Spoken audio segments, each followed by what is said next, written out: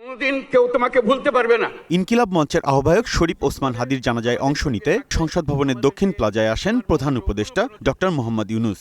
তুমি যুগ যুগ ধরে আমাদের সঙ্গে থাকবে।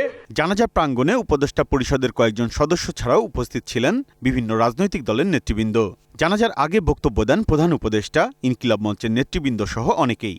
কিভাবে বিনীতভাবে মানুষের কাছে আসতে হয় সবকিছু তুমি শিক্ষা দিয়ে গেছো।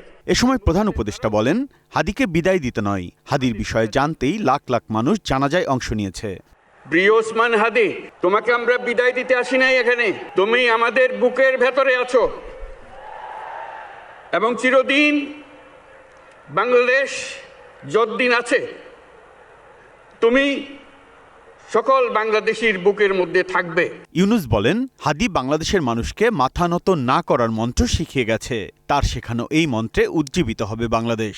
তুমি আমাদেরকে এমন এক মন্ত্র কানে দিয়ে গেছো, সেই মন্ত্র বাংলাদেশের কেউ কোনোদিন ভুলতে পারবে না এবং এই মন্ত্র চিরদিন আমাদের কানে বাঁচতে থাকবে। তোমার মন্ত্র ছিল বলবীর চির উন্নত মমশির।